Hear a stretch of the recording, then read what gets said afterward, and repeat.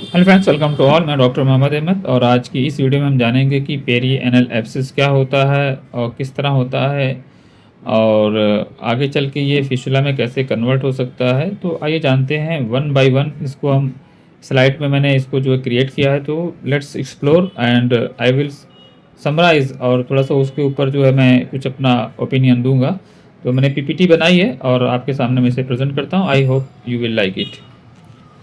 तो सबसे पहले जानते हैं what is a perianal abscess, यानी कि जो पेरियनल एरिया होता है वो यूँ समझिए कि जो आपका स्क्रोटम है उसके नीचे से लेकर एनस तक का जो एरिया रहता है वो पेरियनल हम उसे कहते हैं।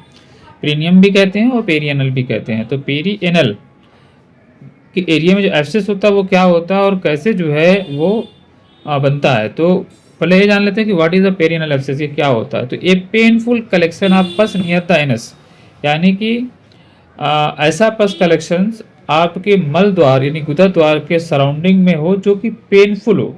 क्लियरली मेंशन है पेनफुल कलेक्शन। तो नियर द एनस, तो ऐसा पस कलेक्शन जिसको होने के बाद बनने के बाद उस एरिया में दर्द होने लगता है। दर्द कभी कभी जलन में भी होने लगती है, आग लगता है, भभूका एकदम लगने लगता है पेशेंट को, एकदम कहते हैं ना एकदम बैठा नहीं जाता है उसको, इस कदर का पेन सीवियर होता है क्योंकि वो एब्सेस एक फोड़ा बना हुआ है। Caused bye infection of anal gland, जो एनल ग्लैंड होती है उनमें इन्फेक्शन हो जाए या उसके अगल बगल सराउंडिंग एरिया में भी जो हो जाता है, ऐसा नहीं कि वहीं पे हो, कहीं पे भी हो सकता है और कहीं पे भी फार्म हो सकता है उसके सराउंडिंग एरिया में। लेकिन हम बात कर रहे हैं चूंकि पेरिनल एब्सेस की, तो हम उसको वहाँ पे जो हो रहा है उसकी बात कर रहे हैं। बाकी वो अगल बगल क्लिफ्टन मसल वगैरह में कहीं पे भी जो है आपके हो सकता है। और जो कॉमन जो है एनोरेक्टल कंडीशन जो है इसमें भी हो सकता है। एनोरेक्टल में कुछ और भी कॉमन कंडीशन होती हैं, उनमें भी जो है होने के चांसेस होते हैं। उसमें वही है जो पिंपल एब्सेस का फॉर्म हो जाना, किसी वजह से भी इन्फेक्शन का हो जाना। हम आगे उसको स्लाइड में देखेंगे, एक्सप्लोर करेंगे। बट यहाँ पे जान दें कि क्या होता है पेरिनियल एब्सेस। ये painful collection of pus near the anus की उस सराउंडिंग एरिया में ऐसा पस का कलेक्शन जिसमें बहुत ज़्यादा दर्द होता है, पल्सेशन के साथ होता है, उसे हम पेरिनियल एब्सेस कहते हैं। वाई डज इट अकर्स, ये क्यों होता है। तो इसमें लिखा है ब्लॉक्ड एनल ग्लैंड्स। अगर एनल ग्लैंड जो होती हैं, अब यहाँ पे हम कोई इमेज नहीं जहाँ पे हम आपको एनल ग्लैंड को दिखा सके, बट ये समझ लीजिए कि जो एनल ग्लैंड होती हैं अंदर की जो है उसमें कहीं ब्लॉकेज होता है तो उसकी वजह से होती हैं। बैक्टीरियल इन्फेक्शन की हम पहले ही बात कर लिए। बैक्टीरियल इन्फेक्शन किसी भी वजह से हो सकता है, आपकी बॉडी में कहीं और भी कुछ प्रॉब्लम्स हुई है वहाँ पे होने की वजह से भी यहाँ पे असर हो सकता है।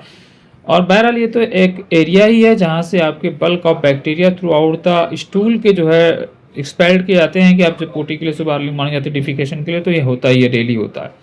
तो हाईली इन्फेक्टिव एरिया तो हाई है, यूरिन और स्टूल आपका दोनों।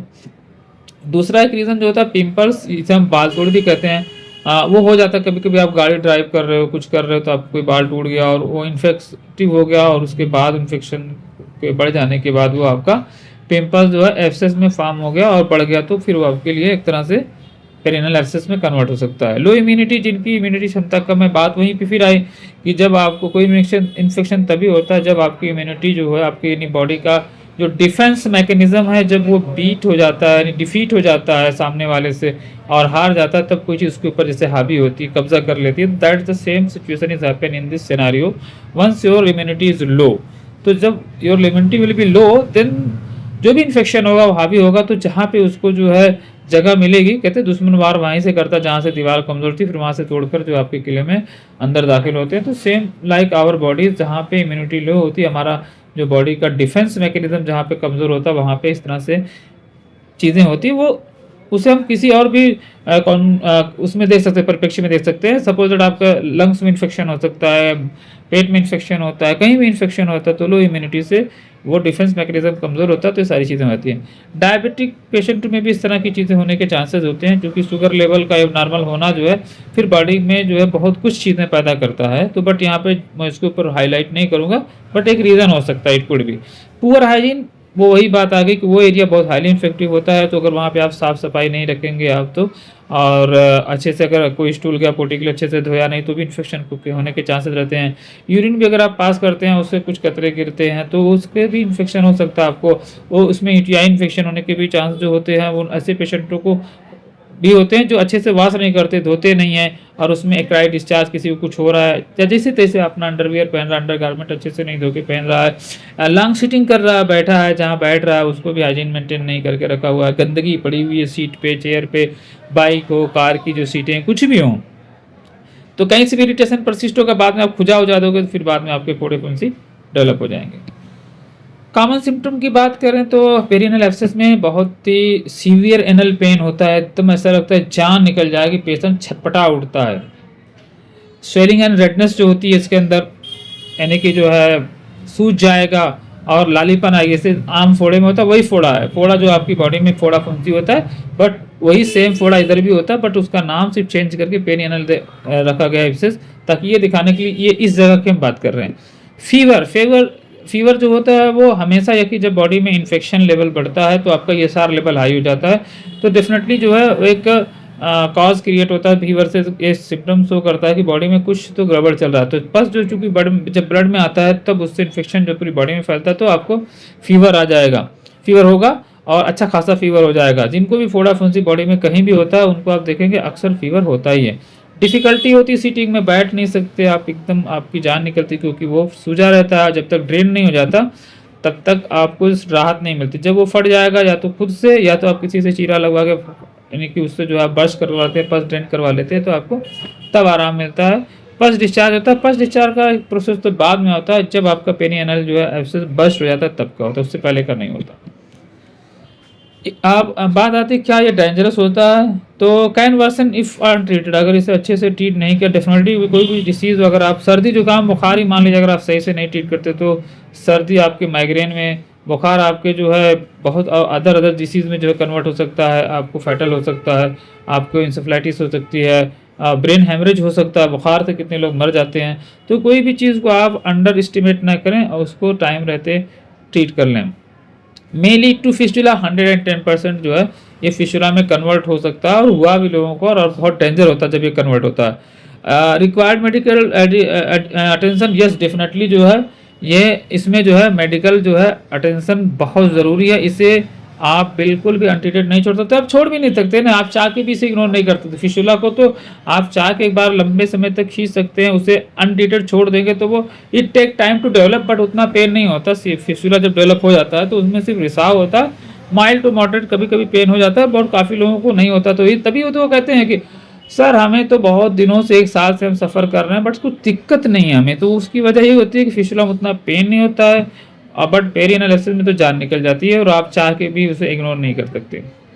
डायग्नोसिस कैसे हम कर सकते हैं, तो क्लिनिकल एग्जामिनेशन है, आप डॉक्टर के पास विजिट करें, वो उसे डायग्नोस कर देगा, टूल्स आजकल अवेलेबल हैं तो वो उससे भी कर देंगे। दूसरा उसका वे है, उसको डायग्नोस करने का अल्ट्रासाउंड करा लें आप, जो है USG से कहते हैं हम, और जो है फिर या तो आप MRI कर लें इफ नीडेड, अगर है तो अगर सर्जन तो MRI मस्ट करते हैं, बाकी जनरल डायग्नोसिस के लिए आप सोनोग्राफी करा करके भी चेक कर सकते हैं, और पेशेंट की हिस्ट्री भी देख करके जो है कहते हैं क्लिनिकल एग्जामिनेशन। और पेशेंट की हिस्ट्री हम लोग लेते हैं दूर से बैठ करके, अब हमने क्लिनिकल एग्जामिनेशन नहीं किया उसको जो है लिटा करके कुछ ओपन करके, तो पेशेंट हिस्ट्री में ले लेते हैं, पेशेंट से फोटो मंगा लेते हैं, या ब्लाइंड फिस्टुला है तो हम उससे सिम्टम पूछते हैं। As a homeopathic doctor we are always giving the priority to ask the symptom, because our pathy is totally based on the symptom.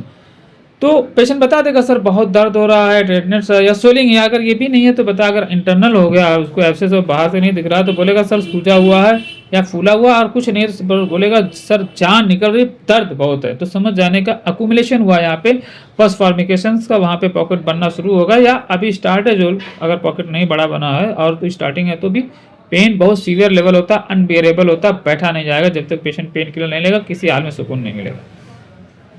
Treatment का ऑप्शन हम की बात करें तो जो है ड्रेनेज ऑफ द एब्सेस, तो वही है बस्ट करके इंसिजन करके आप उसे करें, या होम्योपैथिक जो हम लोग तो हम तो मेडिसिन से उसको बस्ट करते हैं, और फिर उसके बाद एंटीबायोटिक सपोर्टिव में अगर लेना तो ले सकते हैं कोई, और जो लोग एलोपैथ प्रैक्टिस करते हैं तो definitely they are giving the antibiotic, उसको हम बस को सुखा दें या उसको सप्रेस कर दें। तो याद रखिएगा इट कुड बी डेंजर, ये क्लिनिकल रिपोर्ट से साबित है कि अगर किसी के फोड़े को दबा दिया गया है तो अक्सर उसको TB होने के चांसेस होते हैं, आप नेट में सर्च कर लीजिएगा।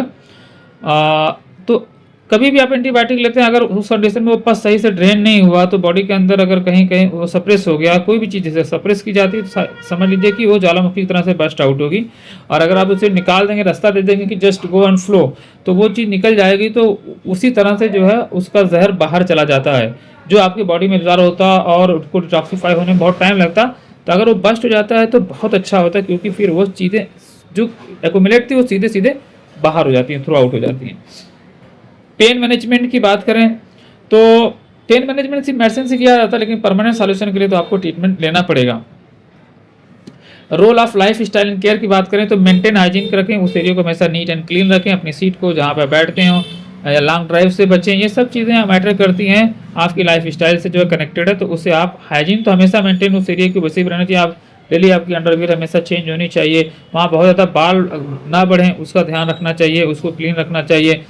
तो इस तरह से आप हाइजीन को मेंटेन करके भी जो आप अपनी लाइफ स्टाइल को इससे आप बच सकते हैं। बहुत ज़्यादा रगड़ से भी हो जाता है, कभी आप ड्राइव कर रहे हैं और चलती गाड़ी में आपने नीचे ऊपर किया कुछ या जैसे भी हुआ, किसी भी तरह से वहाँ बाल तोड़ गया तो उससे भी डेवलप हो जाते हैं।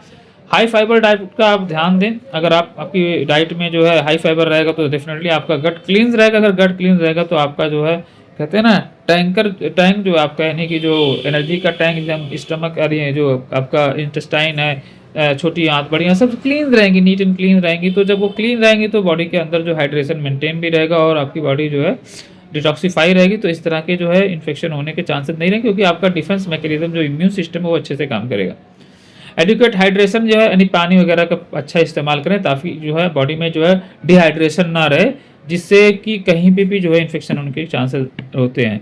अगर आप हाइड्रेट रखते हैं अपने आप को अच्छे से तो आपका बहुत कुछ, क्योंकि बॉडी हमारी 70% फ्लूइड बेस्ड है, तो हाइड्रेशन मस्ट है।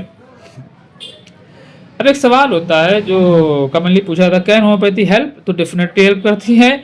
इसका प्रूफ हम लाइव देते हैं अपनी वीडियो में, और हमारे चैनल पे जो है इमेजेस के साथ, एमआरआई के साथ, pre and post photos, pre post MRIs और उसकी ऑडियोज वीडियो फॉर्म में अवेलेबल है। मुझे नहीं लगता किसी भी चैनल पे हमारे जितनी पेशेंट वीडियो अपलोडेड है। बहुत सारे लोगों के बहुत सारे मिलियन सब्सक्राइबर हैं, डेफिनेटली डॉक्टर की बहुत सारी वीडियो अपलोडेड है, बट मोस्टली मैं वीडियो जो पेशेंटों की बनाने में ज़्यादा बिलीव रखता हूँ कि evidence is the best thing to explain. उसको एक्सप्लेन करो बहुत ज़्यादा, उससे अच्छा कि एविडेंस ही दे दो डायरेक्टली पेशेंट जो अच्छी हुए हैं। अपनी इम्यूनिटी को हमेशा बूस्ट रखें, मेंटेन रखें, आपकी इम्यूनिटी अच्छी रहेगी, डिफेंस मैकेनिज्म आपका अच्छे से काम करेगा, तो डेफिनेटली जो है आपको बीमारियां होने के चांसेस कम से कम रहेंगे, चाहे वो पेरिनेल से तो सर्दी जुकाम बुखार सब कुछ उसमें इंक्लूड हो गया। और फिर जो है रिड्यूस रिकरेंस, वो केस बेस्ड होता है। अगर रिड्यूस करना है आपको रिकरेंसेस तो डेफिनेटली आपको ऐसी लाइफ स्टाइल जो है अपनानी पड़ेगी जो हेल्दी हो, हाइड्रेटेड हो और नीट एंड क्लीन हो, हाई फाइबर बेस्ड हो, जिससे आपको रिकरेंसेस ज़्यादा ना हो। और दूसरी एक और चीज़ है, अगर आप जो है ऑपरेशन कराते हैं तो डेफिनेटली आपको रिकरेंसेस के चांसेस रहते हैं, जबकि आप अगर होम्योपैथिक मेडिसिन से ट्रीटमेंट लेते हैं तो यही बात जो खत्म हो जाती है और रिकरेंसेस के चांसेस आपके एकदम जो है ना के बराबर रहते हैं। और अब तक हमने जो साल 2 साल बाद भी लोगों का डेटा लिया तो उसमें भी हमने ये पाया है कि मोस्टली लोगों को रिकरेंसेस नहीं हुआ है। तो इसका भी हमने 1-2 वीडियो ऐसी भी डाली जो हमारे यहाँ पेशेंट ने ट्रीटमेंट लिया और ठीक हो गए, तो हमने उनसे 2 साल बाद भी बात करके देखा कि क्या आपको रिकरेंस हुआ, तो नहीं हुआ। When to see a doctor, कब डॉक्टर से मिलना चाहिए? जब आपको परसिस्टेंट पेन हो, यानी दर्द बहुत ज़्यादा हो, बर्दाश्त से बाहर हो, ऐसा लगे कि जान निकली जा रही है, तभी डॉक्टर को विजिट करें, ऐसा भी नहीं है। जब आपको लगे कि हाँ ये दर्द बना हुआ है, परसिस्टेंट है, कांस्टेंट दर्द है and you are noticing that pain, कि हाँ मुझे पेन हर वक्त महसूस हो रहा है, तो definitely you should have to visit to doctor for a clinical examination. और अगर ऑनलाइन कंसल्टिंग ले रहे हैं तो एज पर द डॉक्टर उसके इंस्ट्रक्शन को फॉलो करिए। फीवर भी अगर आ रहा है तो समझ जाइए कहीं ना कहीं बॉडी में इन्फेक्शन है। ये ज़रूरी नहीं है, फीवर यहाँ पे जो मेंशन है इसका बिल्कुल भी मतलब नहीं है कि आपको वहाँ पे जो है फोड़े की वजह से फोड़े की वजह से फीवर 110% आता है, डेफिनेटली आ ही जाता है, क्योंकि जिसको भी एब्सेस होता है उसको एक बार फीवर आ ही जाता है। लेकिन फीवर और भी बहुत सारे लोगों को आता है, लेकिन अगर वहाँ पेन हो रहा है और फीवर आ रहा है तो डेफिनेटली आपको पस अकोमोडेशन हुआ है। और रिकरेंट एब्सेस जो है उसमें भी जो है आपको डॉक्टर को दिखाना चाहिए कि बार बार हो रहा है, क्यों हो रहा है और उसका परमानेंट सोल्यूशन क्या हो सकता है। वो डॉक्टर से मिलकर के आप उसके बारे में बात करें कि why this happen always, is happen always and recurrent, यानी बार बार जो हो रहा है वो why this happen and what is the reason. तो वो डॉक्टर आपकी जो क्लिनिकल हिस्ट्री लेने के बाद रूल आउट करेगा कि what you are doing the wrong and what is the going on in your body, that's why this happen again and again. अगर हम कंक्लूजन की बात करें तो अर्ली ट्रीटमेंट प्रिवेंशन कॉम्प्लिकेशंस, तो अर्ली ट्रीटमेंट यानी जैसे सिम्टम आपको परसिस्ट हुआ आप उसी वक्त डॉक्टर से मिल लिए, वहीं पे जो कुछ भी हुआ हो रहा है उसको एट द सेम स्पॉट पे आपने वहीं पे ख़त्म कर दिया, चाहे वो जैसे भी हो वो डॉक्टर डिसाइड करेंगे आफ्टर द क्लिनिकल एग्जामिनेशन की what should we have to take the step, कि मेडिसिन से ठीक हो सकता है या ड्रेन करना या ऑपरेशन या सर्जरी है, वो डिपेंड करता है। और अर्ली जो ट्रीटमेंट होता है वो कॉम्प्लिकेशन से बचाता भी है। और consult specialist for the proper care, और हमेशा इसमें हमेशा आपको अपने एंड से एक स्पेशलिस्ट से मिलना चाहिए, ना कि किसी भी जीपी से मिल करके आप जो है फोड़े को दबाने वाला जो है आपने कोई टैबलेट खा लिया, वो कहते हैं ना सेप्ट्रॉन खा लिया और मॉक्सिलिन ले ली और पता नहीं क्या क्या बहुत सारी चीज़ें, because I am not a allopathic consultant so I don't have the remember much most medicine about allopathy and for this disease. तो वो मैं हूँ नहीं, तो मैं ज़्यादा दवाओं के नाम उनके जानता भी नहीं हूँ कि इसमें कौन कौन सी दवाएं ज़्यादा लोग देते हैं। Because being a homeopathic consultant, हम होम्योपैथिक मेडिसिन से ही जो है इस एब्सेस को जो है बस्ट कर देते हैं, नहीं फाड़ देते हैं, नस्ता लगे कि बिकॉज होम्योपैथिक में दवाएं ऐसी हैं जो चीरा लगाने का काम बाई सेल्फ करती हैं। लोग नहीं मानते हैं, नहीं जानते, इसीलिए क्योंकि वो उनको पता नहीं, इसलिए मानते नहीं है वो, क्योंकि जानते नहीं। अगर वो जानेंगे तो मानेंगे। और वी आर गिविंग एविडेंस, हम उन्हें प्रूफ देते हैं कि don't believe us, just check out this image pre and post after the treatment and before the treatment, तो आपको खुद ही पता चल जाएगा। और पेशेंट की स्टोरी भी सुनो, जिन्होंने ऑपरेशन कराए, 4 सर्जरी कराई फेल हो गई, 3 सर्जरी कराई फेल हो गई, साफ सुथरा फेल हो गया। हम किसी को ब्लेम नहीं करते, हम ये कहते हैं कि homeopathy is the safest way to treat this kind of the complications without any incision, that is our the motto and that is our the aim. We don't want कि पेशेंट जो बहुत सफ़र करे, बहुत परेशान हो, उससे बेटर कहीं है होम्योपैथी में स्वीट पिल्स के नाम से भी कुछ लोग लेके उससे भी ठीक हो जाते हैं, या मिनिमम डोसेज जो होती हैं जो आपके हेल्थ के अकॉर्डिंग जो और क्लिनिकल एग्जामिनेशन के बाद जो है और आपकी केस टेकिंग के बाद जो एक होम्योपैथ डॉक्टर आपको प्रिस्क्राइब करता है, देता है, या अपनी तरफ से बना के प्रिपेयर करके पैक आपको सेंड करता है, जैसे कि हमारे यहाँ किया जाता है, उससे बहुत सारे पेशेंट ठीक हुए। और जो है अगर आपको लगता है कि आप भी इस तरह की किसी भी सिम्टम से को फेस कर रहे हैं तो डेफिनेटली आप नियर बाई डॉक्टर को अपने विजिट करें। अगर कहीं नहीं समझ में आता तो फिर हमारे पास है, अदरवाइज हम हमेशा कहते हैं कि medicine is the best way and precaution is better than cure, तो इसे फॉलो करिए। और कुछ और भी अगर किसी का सवाल है तो कमेंट बॉक्स कर दें, या हमारे नंबर पे जो है हमें जो है मैसेज करके भी जो है पूछ सकते हैं, हमारे असिस्टेंट से भी बात कर सकते हैं। याद रखिए मुझसे बात करने के लिए आपको कंसल्टिंग पेड करनी पड़ती है, बाकी मेरे असिस्टेंट से आप फ्री में बात कर सकते हैं। वो आपको डिसीज रिलेटेड तो गाइडेंस नहीं देंगे, बट आपको वीडियोस के बारे में बता सकते हैं, लिंक शेयर कर सकते हैं, और भी इन्फॉर्मेशन दे सकते हैं कि किस तरह से हमारे कौन से पेशेंट जो है ठीक हुए और उनकी क्या हिस्ट्री रही है। तो आई थिंक इस वीडियो में इतना ही। Thanks for watching, see you in the next video.